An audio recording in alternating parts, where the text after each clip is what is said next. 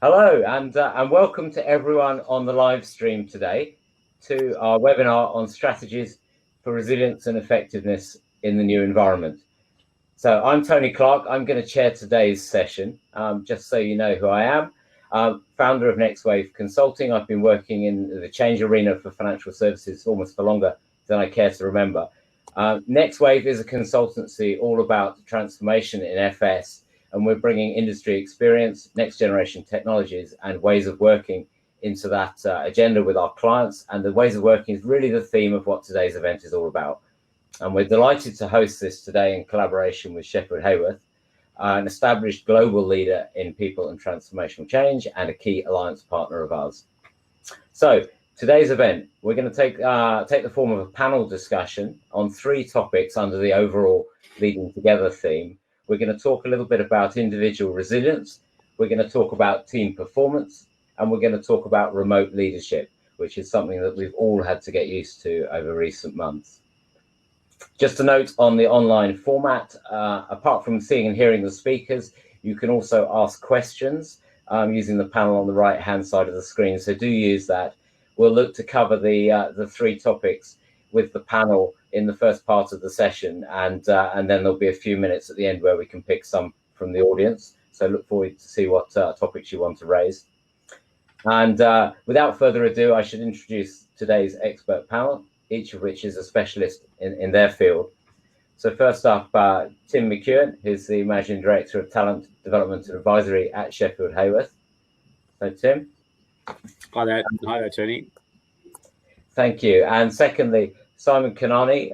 Simon's an executive coach. He's got a master's level coaching certification, but also a background in big program delivery for FS firms. Simon? Hey, Tony. Thank you. And lastly, but very much not least, Craig Preston, former MD of Inspirational Development Group. And Craig has a background in the military and in elite sports coaching, which I guess we'll hear more about in a few minutes. Craig. Yeah, thanks very much, Tony. Looking forward to the discussion. Thank you. So just before we get into it, so I guess I've given the sort of the NextWave introduction perspective. Just a couple of words from you, Tim, perhaps. Yeah, hi, and it's great to be here. And it's worth just saying that we're absolutely delighted at Sheffield Hayworth to be partnering with NextWave on all manner of things, and particular this series of webinars. So thanks very much indeed for the opportunity. I mean, clearly I'm 6 weeks into my role here at Sheffield Hayworth, and it's been really exciting and interesting. Of course, I've started during lockdown, which has been an interesting time to start. So if we're talking about doing things remotely, doing a remote onboarding has been really interesting. But my role really here is to build out our assessments, our coaching, and our culture support capabilities. And I suppose, what are we hearing from our clients? What am I hearing that people are hearing from their clients? All of this is absolutely relevant right now.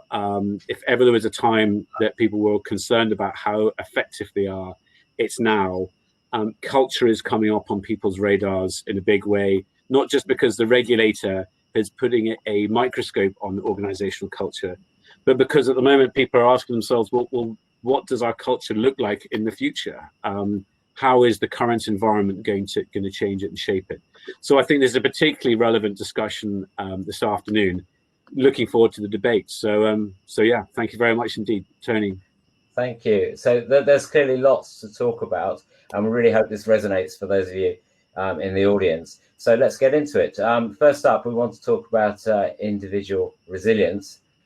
Resilience in the current world situation is something that's become more important for all of us, for communities and for businesses, but also for us individually.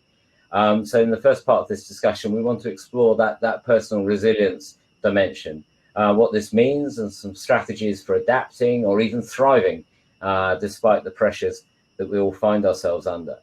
So perhaps I'll go to Simon first on this one, to just help us a little bit with perhaps definition of resilience. Thanks, Tony. Yeah, so I mean, you touched on some really key words in what you were just saying there as well. So we do have new pressures right now with rapid change and lots of uncertainty. And a lot of the conversation around the topic of resilience has how to focus on problems and setbacks. So how do I recover from a challenge, from a setback, from a crisis? And we often think of resilience in that sense, in terms of I've got to be tough, I've got to grind it out. Those kind of words might come up. But we can also, lots of psychologists now define resilience as the ability to adapt and change. So when we look at it that way, then we can look at performance and how that can really drive impact as well. So it's not just about the problems, it's also about the good stuff and getting further with your performance as well. Okay, thank you. So about adapting, and actually we have a little reference behind each of the topics today. So just to put that up, we're clearly thinking about the top right quadrant here. We're talking about adapting in a way that we can stay safe and stay relevant.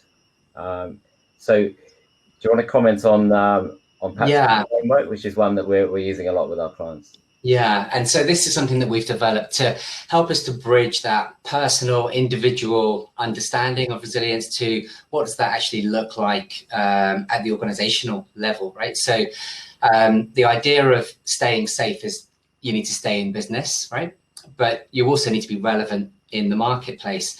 And it's very much the same at the individual level. So when we talk about psychological safety, and we also talk about future skills and staying relevant in the workplace, all of those things are very much interdependent. So having a focus on the individual really does help us to drive team and organizational performance, actually.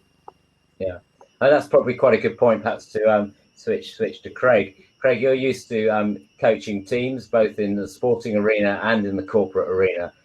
So do you have a perspective on resilience? Yeah, I think if we're looking at sort of strategies for resilience and to think about, one of the areas I felt has worked most effectively is to encourage people, particularly when it's difficult, to be able to articulate the longer term. So we've been resilient in order to achieve what? Well, the longer term is a bit vague, it's a bit grey, and particularly right now, we really don't know what the economy is going to look like, how the pandemic's going to roll out over the next few months.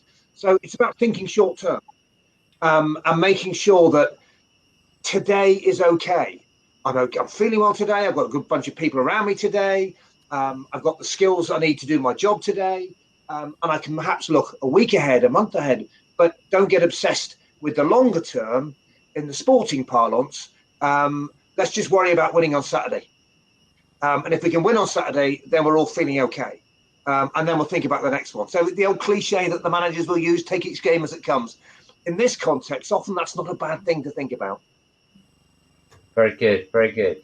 Tim, do you have a perspective? Yeah, I think it's probably also something to do with the cohesion of the whole. I think I often talk about this notion of social glue and how we sort of are, how as an organization or as an entity we are glued together.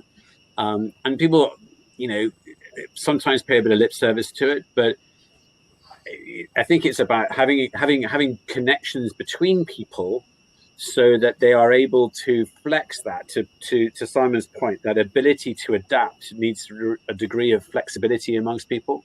If it's all very fragile, and it's a bit brittle, it can break reasonably easily. We shouldn't, clearly, to Simon's point, focus on resilience is about the ability not to break. Actually, to your point, it's the positive, it's the ability to adapt and change. But that does require a fair degree of cohesion amongst the individuals in the organization if you want to become organizationally resilient and able to bounce back from challenges. I think there's something definitely in that cohesion piece. Yeah, and I think for the audience and indeed for ourselves this afternoon, one of the things we want to focus on is strategies going forward. So acknowledging that resilience is super important in the current environment is one thing, but perhaps we can take a couple of minutes and explore some of the things that you can do to become safe and relevant, to feel resilient, to adapt in the environment. There are, I know, workshops and learnings that can be done on the topic, and some of the things we're doing with our own team range from daily check-in communications and things like that. but I think there's more to this space, and perhaps it'd be good to share a couple of ideas about what individuals could be doing to adapt. Yeah, can I jump in there with just an observation that I saw at an organisation that I was speaking to a couple of weeks ago. They recognise that in this environment, people are getting really quite tired, and concentrating on these sorts of cameras. It takes an awful lot more effort. It takes about 20-25% more effort to take part in a face-to-face using a camera, because you're concentrating on this little white dot at the top, and people are tired. And I think when people are tired and they're run down, then their ability to be resilient is reduced. So they introduced this whole notion of taking a detox out. They said, right, everybody, take an hour. It is sacrosanct. You put it in the diary as your digital detox hour. You turn off your devices. You go for a walk. You do whatever it is that you need to do, but you step away from the camera, and you step away from your devices. And it's not just about taking a lunch hour. It's about actually having some time away from devices. I mean, I do it with my kids, but this is an organisation saying they were doing it with one another to help everybody to develop this. This whole notion of to develop their resilience. I thought it was a really nice little tool. Yeah, I spoke to a client yesterday who was doing something similar. Actually, it was running a little bit short of local walks in the neighbourhood, having done most of them. But you need to break things up. This online environment back to back is one of the factors that's causing the pressure, I think. Simon, you are a certified resilience coach, so perhaps from the coach perspective, some thoughts? Definitely, yeah. So one of the things that Tim just mentioned there speaks to the idea of boundaries, right? We're losing the concept of boundaries right now. Work is at home. And so how can you create boundaries that help you to protect yourself from frazzle and from depletion and burnout? Those are the kind of things that would come up there. One thing that we know from research that's been done on resilience training in organizations, actually, it's often not had a massive impact, but where it does have a bigger impact is when you really do focus on the individual. So if you provide individual attention towards suggestions around resilience training, and of course, coaching with that does in fact show much greater impact, much greater success rate. So that's something that you can think about at the organizational level. As an individual leader with your team, when we look at the research from the resilience engine models, there's 4 things that an individual can do to enable your own resilience. One is being present. Another is your energy. A third is your learning and being able to do that. And the 4th and final one is purpose. So as a leader, how can you help your team? Can you see where they're at? And how can you create conditions to enable those things? Energy, clarity of role, prioritization of work, when do we say no, keeping perspective, all those kind of things as an individual leader are going to help you maintain and support your team better. So there's really a framework out there. There's probably more than one framework for this. I mean, where would you suggest folks go and look if they want to take a closer look at resilience? So one really useful resource is actually the resilienceengine.com website has got some tools on it. There's a thing that you can do called the check-in. So you can look at an individual report with 10 questions that gives you a view on where you might be in your own resilience. There's some great stuff on HBR that people can find as well. And actually a little tool that you could take away from this session as well that people might want to try. When we think about that negativity bias, or we think about that sort of deficit-based thinking about there's a problem, how do I recover? Thinking, building on that theme, we are built with a negativity bias. We look for the threat, right, to protect ourselves. And so one practice that's really, really useful, and I do it myself, I do it with clients, is a really simple technique. At the end of each day, ask yourself this simple question, right? What are 3 good things that happened today? Or what are 3 good things right now that I can see? And just creating a focus on that has a real impact. Over time, repetition, habit formation, all those things come through. That's great. I mean, it's actually quite a nice point to to conclude possibly on this topic, 3 good things. I mean, that's a great takeaway. But just before we move on to the second question, Craig, anything to add? I think the only thing I would add with the strategies and the things that are being suggested there is that in order to be resilient, you need to build your resilience before you need it. So so it's a bit like hydration. And again, if you look at sport, if there's a breakdown in play after 5 minutes in most sports, someone will run on with a water bottle to people to have a drink. And they're having a drink, even though they don't necessarily feel they need one. The point being that if you have to take a drink because you're thirsty, it's too late, you're dehydrated. So, and it's much, much more difficult to recover. So in terms of your resilience, if you can put these strategies in place and look after yourself before you start feeling anxious, tired, burnt out, then you've got a much, much better chance of getting yourself through it. Yeah, no, I really like that as well. So we've heard about digital detoxes. We've heard about focusing on the good things. We heard about building resilience before you need it. And a couple of takeaways there for further references. So hopefully that's given everyone some food for thought. And we're going to try and cover... subconsciously took a drink of water as Craig was talking about hydration. How weird. And we're going to try and cover 3 topics. So I'm going to keep it moving. And the next one is a reference that I really like. So brilliant basics. So actually, we're going to talk about team performance. So we're talking a little bit about the individuals there, but now we want to talk about teams. And brilliant basics is a very simple idea about improving the effectiveness of teams through fixing the fundamentals of behavior, the small things, communication, timeliness, meeting disciplines, etc. And it's an idea partly borrowed from elite sports coaching. The example that most folks might be familiar with is the marginal gains approach that British cycling took in 2003, 2008. And they went to the top of the sport by fixing all the small things incrementally. Small, simple concept, one with lots of power in the workplace, and one that, Craig, I know that you've been actively engaging with clients on. So perhaps tell us a bit more about high-performing teams. Yeah, sure. The principle being, if people watch, and I found this work both in the military and in sport and in a number of commercial organisations, but not as many perhaps. But the principle is that if you look, for example, at and a lot of my work's been done with rugby, but if you looked at one of the top teams in professional rugby in England, what they would say is, what the coaches would say is that most of the top teams have got a very similar level of talent,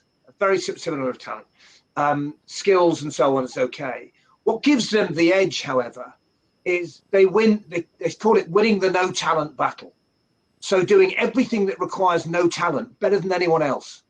Now, in their circumstances, that's getting up quicker, better nutrition, being fitter than anybody else, getting to the breakdown better than anybody else, communicating better than anyone else. That's not requiring talent. That's just a mutual way of operating, which gives them an edge over somebody else.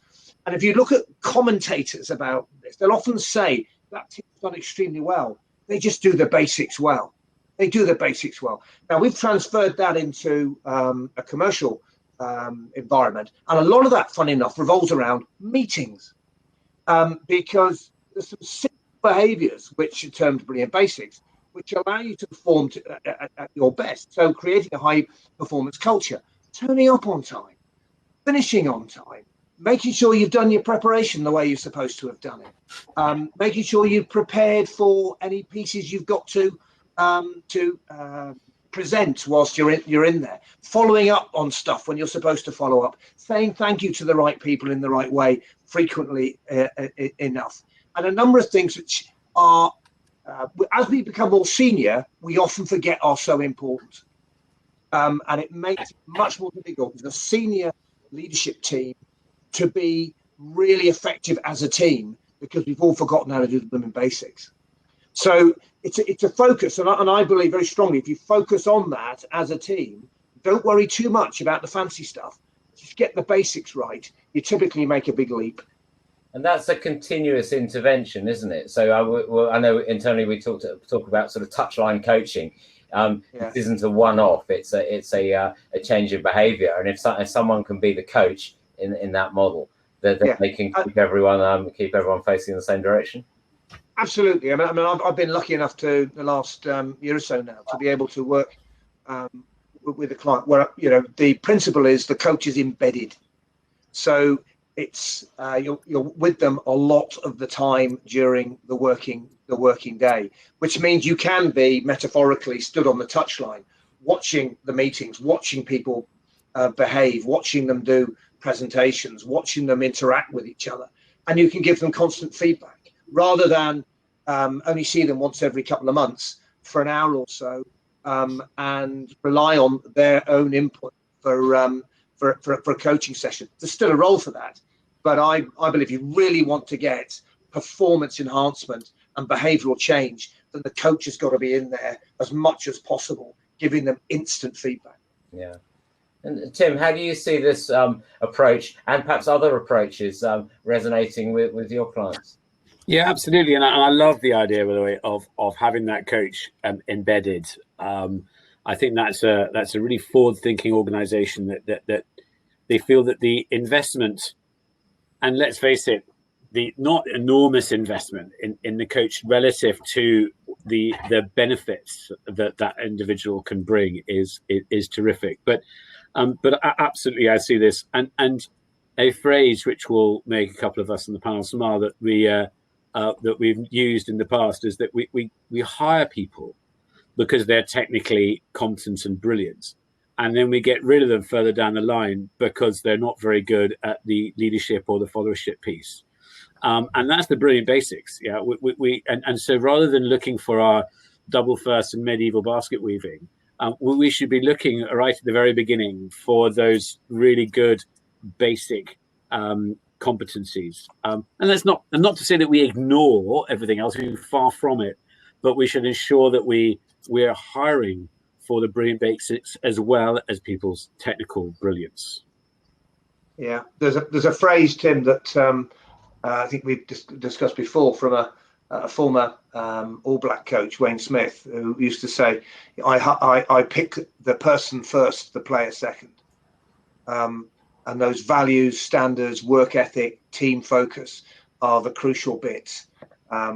Luckily, he's lucky enough to have had a pool of talent he could dip into, far greater than most any other country in the world. However, still, the character of the person is really, really important. Yeah. And I think the high performing team approach, the basics approach, provides some of that resiliency that we were talking about a few minutes ago, and sets up the foundation for when you find yourself in times of crisis, as we've all have in recent months. There are some organisations that have got already got the foundations to carry them through a very difficult period, and others which have found it harder. Simon, do you have a perspective? Yeah, and yeah, exactly, to build on what you were just saying. So there's an idea that resilience is within me as an individual, but actually very much also between us and how we work together and how we trust. You know, one of the words on the slide is trust, safe spaces, all of those things. If they're not present, if these basics are not present, what they're doing is getting in the way of my performance, getting in the way of my resilience and our resilient relationship between each other, right? So this is fundamental stuff that supports performance and well-being, and therefore resilience. Definitely, there's a big link. Yeah, I don't know, Craig, if you wanted to expand on the trust item and the safe space. That those are the ones that really jump out for me.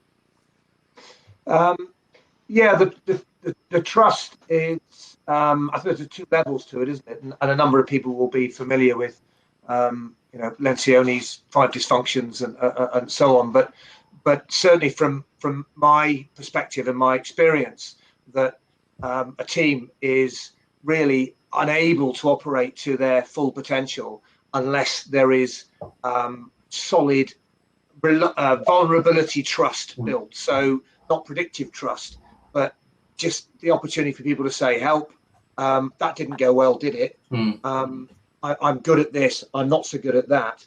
And we can have a bit of a ding-dong, but because we've got a common purpose, agreed and well established, we know that we're all trying to achieve the same thing, so that's fine. and everybody else. It also, you can accelerate it, but typically that does take a bit of time to build, because you do need to get to know each other. And I know that, you know, Tim will probably handle some of that when we get to the remote piece, because that's tough in the current environment when you're trying to build trust with new people. You can draw on existing trust if you spend a long time with each other before the lockdown. But if you're building a team since lockdown, that's tough because you're not spending time together. So building vulnerability trust is a really difficult one.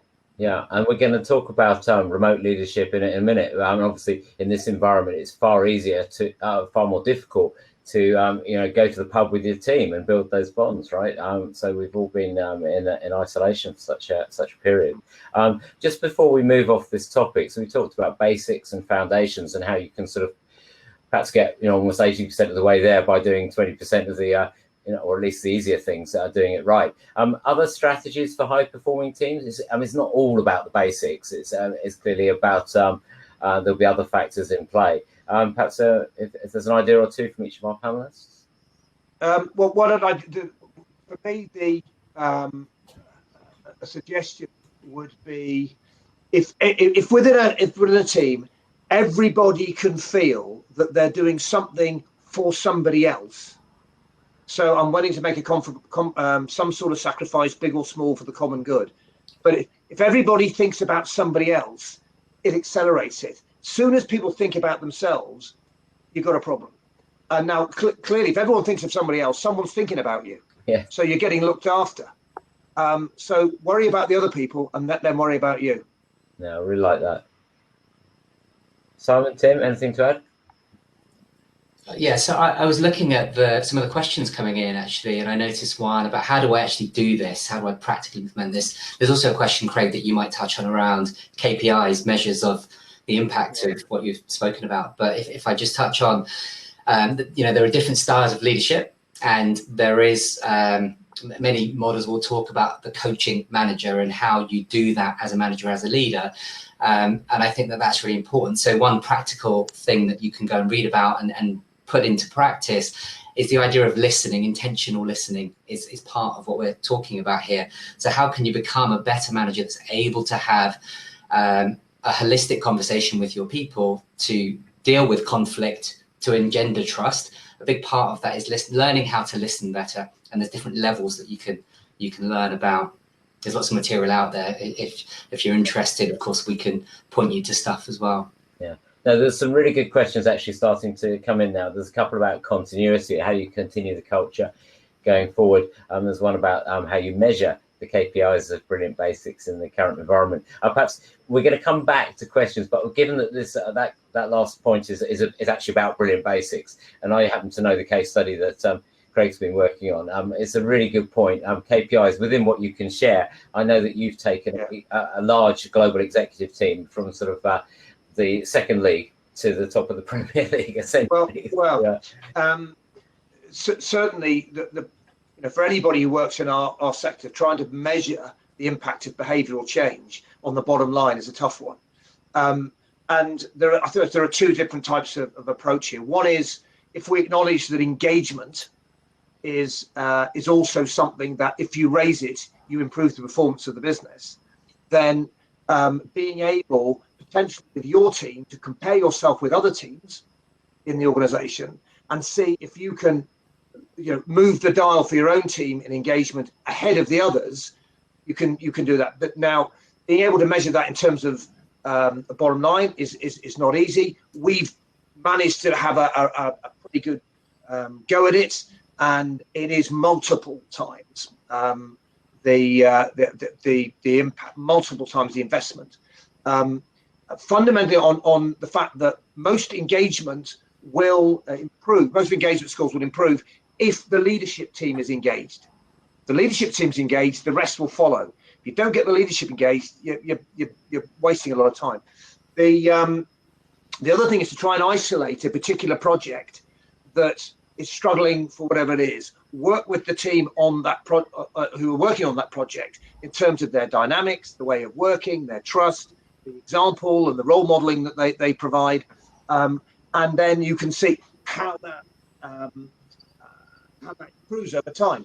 And then in my case, got the business to tell me what they felt that was worth. And again, multiple times the investment. So it's not an easy thing to try and measure, but if you're looking for one thing to work on, it's engagement. Perfect, thank you. So we're gonna we'll come back to questions, and we've got one more topic which I think is a natural lead on from the things we've been talking about. So I'd like to just move to talking about remote programs. So you know, obviously couldn't be more topical for all of us, and this actually it's not just a how do we adapt right now, it's actually sort of leads into what's the new normal, and what's going to be the new working pattern for everyone going forward. So I think it'd be great to get some thoughts on that as well. But first up, remote leadership. So it's always been on everyone's radar, but you know, we have no choice now. And thoughts about how we do that well. Tim? Yeah, absolutely. And thank you.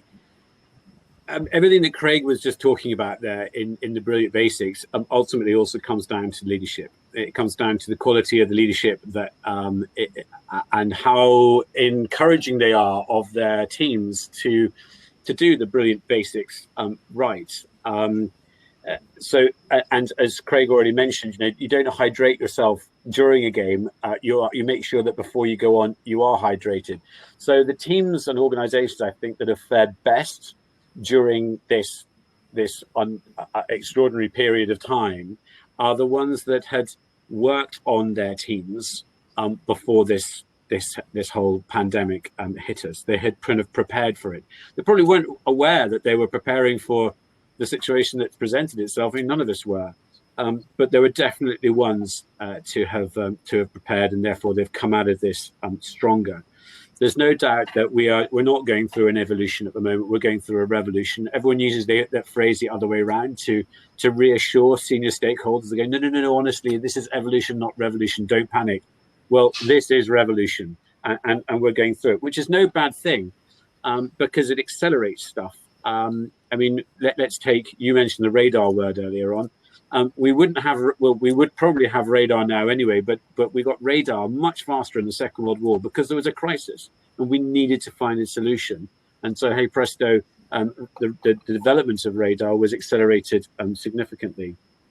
But I think in terms of how people are going about leading teams remotely, at the moment, I had a meeting with someone the other day who said, I'm kind of making this up as I go along. We haven't done this before, and we're needing some help. We're needing some advice. How on earth do I do this? And so my response, I think, to that was, we always heard the phrase hearts and minds. And so I think it's important that, yes, we continue to make sure that we engage people's minds, and that's through ensuring that we have the right processes and the right ways of tracking work and the right, simply the management information to ensure that we can manage the workload of our teams remotely, because you can't have the little sidebar conversation in the corridor or the coffee machine with someone who'll say, hey, you know, how's that going? How's that project going? Are you having any difficulties with it? You can't have that. So the mind bit I take as a kind of logical processing bit that we have to make sure is really, really robust and can be managed. There are loads of tools out there as well that you see advertised on LinkedIn and Facebook and what have you, all about process tools to allow teams to help manage remotely. But the heart bit, I think, is really interesting. And I think this is where people have struggled a little bit, because they've relied on the fact that you can see one another in the corridor and you can just say, hey, how are you going? Or how was your weekend? You can see if someone's a bit upset or a little bit stressed. And you can do something about it. Well, hopefully people do something about it, but you can see it. It's obvious and it's there. So I think leaders have started to pay a great deal more attention to what perhaps in the past has been described as the soft side of leadership, which I take exception to, because actually it's often really hard to do. There were some early attempts. At this in lockdown, and I heard two anecdotes. One was a leader who desperately wanted to retain control in their team, and said, "Okay, all calls that we're going to be doing over Teams or Skype or whatever system you use, I need you all to to look smart. You need to be wearing suits or jacket and tie for the men. You need to be all suited up for these calls. And why? Someone's children are going to be running into a call. They're going to be doing it in their kitchen. Why do they need to dress up into a suit for this particular call? It was an attempt to kind of retain the way it was we had it before when we were in the office, but hadn't really thought that one through. Another leader said, we're going to have calls at 5:30 every evening, just to have a check-in at the end of the day as to how everyone's gone. That's great. The intention was, at the end of the day, we can all share our challenges from that day. We can all share what's been going on and support one another. It was received as, you don't trust us to be working all the way through to 5:30, and you're going to be checking up on us. That was not the intention, but the way it was received, unfortunately, it sort of misfired significantly. So I think there's leaders are having to focus significantly more on doing a lot of the heart stuff. And for me, that's about taking a bit of time, having one-to-one conversations with people, but proper one-to-one conversations where you don't have an agenda, and you have a mug of virtual coffee, and you say, really, how are you?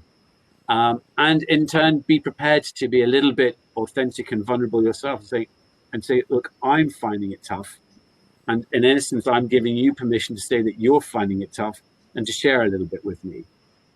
So being authentic and being genuine in these sort of circumstances, I think, is really important. I think it's great that we're all seeing into one another's homes, and that we do see the kids running in and the dog barking or whatever. It humanizes the interaction. And I really hope that sort of human element it continues when we start getting back and filtering back into work, whatever the new reality looks like for people. Yeah. So thank you. So it's authenticity, empathy. There isn't certainly a new humanity. I remember doing video calls in recent years where it was very much frowned on if there was any interruption, and most of my Zoom calls have been Zoom bombed by one of my kids, and I've seen it the other side, and most times my clients don't mind, and it's just brought a new sort of human level, I think, into the interactions, which is great. So we all come a little short of time, and we are getting some great questions. So let's just start to move the dialogue into perhaps addressing one or two of those. And I think this is relevant to the topic we're talking about here. One of the folks who's posted a question on here has said that in their organisation they've seen some of their leaders focusing on almost excuses as to why things haven't worked well in this environment. But what are the approaches for encouraging engagement and positivity and faith, etc.? And I think, Tim, you touched on this, right? The one-to-ones, the empathy. Any more thoughts? Effective engagement. Simon, you have some ideas perhaps about that? It makes me think of the idea of the ripple effect. So there's such a thing as emotional contagion. So when I'm up or down, you can feel that, right? It has an effect on the people around you. Even in this virtual setting, it's happening. It's the tone of voice, body language, and what you can see. It's more so when you're obviously physically together.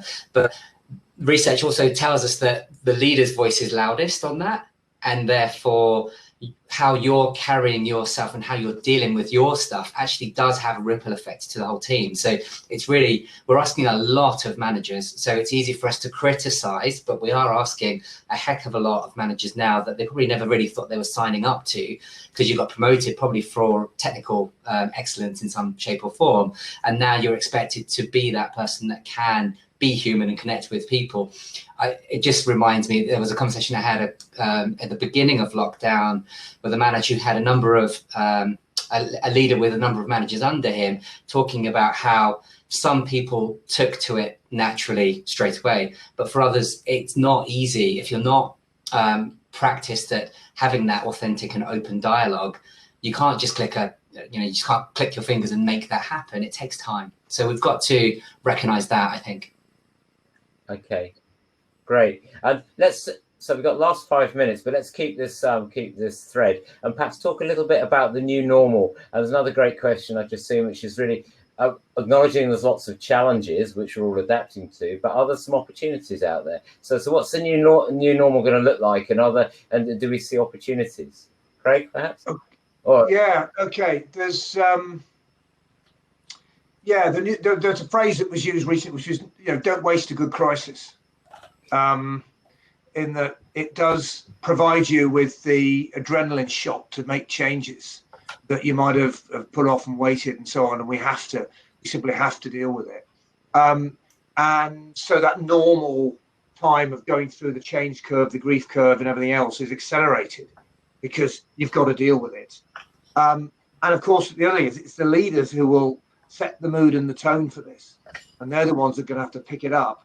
I was curious. I was listening to the other responses here. That the context changes, but the principles of leadership remain the same, and people will still look to the leader to role model the mood, the tone, how they react. And as Tim said, they've got to be authentic, and say if it's finding it tough, say I'm finding it tough, but this is how I'm dealing with it.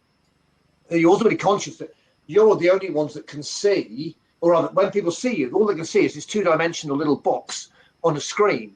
They're not actually getting the full picture. So I think you being very conscious of how you present yourself, not necessarily in what you're wearing, but in how you're coming across, your feeling, the mood you're in, and how much empathy you're showing with everybody else. It's still really important. So I've been looking for the top. The quick 5-minute chats, the 10-minute chats, dialing into a call early, to see who else dials in early, and then you can have 5 minutes with them, encouraging your team to talk to each other on a regular basis, and just saying, how is so-and-so? Right, and then not expecting, well, I haven't spoken to them for 3 months. Yeah, I couldn't agree more. Yeah? I absolutely agree. And I think there's that thing around, I was on a call some weeks ago with a particular leader, and kidding not, he was sitting here like this, and it was just sort of not really engaged, and you could just tell from that wasn't interested in the conversation. The tone of voice was really poor.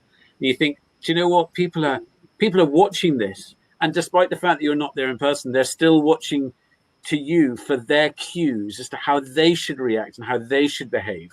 And so just being really conscious of that's really important. Yeah, thank you, Tim. And my top tip, which is probably the most basic of the brilliant basics, is switch your webcam on. And the amount of meetings we've had which are over video conference but turn out to be an audio conference because people and sometimes there's valid reasons why you can't have the camera on, of course, but in some cases it's just multitasking or not having the right platform tech to allow it. But it really takes away from that ability to build empathy and trust and rapport over what's inherently quite a difficult medium anyway on the laptop screen. So we've got a couple of minutes. And Simon, the closing thoughts on I think in terms of opportunity, I think you can see this world of video calling as a bit of a leveler as well, right? I think one of us might have said that earlier this week, the idea of access to someone who might be more senior, but actually we're all working in the same way right now. There's a bit of common ground that we're all experiencing, and there can be a leveling effect, whereas when you are physically in the office, you would not get access to talk to some of those senior individuals. I was also just thinking in terms of opportunities, I'm thinking about there's lots of businesses that are actually finding real opportunities in this downturn, in this crisis, right? And that does happen. I was walking the dog this morning, and there's a new coffee shop opened in the neighborhood, and I was thinking, I wouldn't have had the courage to spend the money to open a brand new site like that. It's a little independent shop. But the person that did that has got a really long line of people socially distanced queuing up outside. You look at companies like Amazon have just added since January $401 billion in their market cap. Zoom have added 50 billion in their market cap, and they are opening new entities around the world rapidly. So there are opportunities. So what can you see in your business context where actually there's an opportunity to get there before your competitors? Where are the new opportunities in business? I think that's something that can fuel a lot of energy as well. And I think a lot of it's about attitude. and mindset. So I like what you said at the top of the conversation about focusing on 3 good things. So I hope everyone on the audience found 3 good things in this conversation to take away. We're out of time, so we'll call it here. I genuinely think this was a great discussion. I think there's lots more that we could talk about. So there were a few references and follow-ons. I think everyone in the audience gets the recording, and obviously can use that to get in touch either with SH Consulting or with ourselves. We'd be happy to continue the conversation with anyone who wants to dig into this. And we look forward to having you on our next Perspective series, which will be running these roughly quarterly. So look out for that. And thank you very much. Thanks so very much indeed. Yeah, thanks. Goodbye, everyone.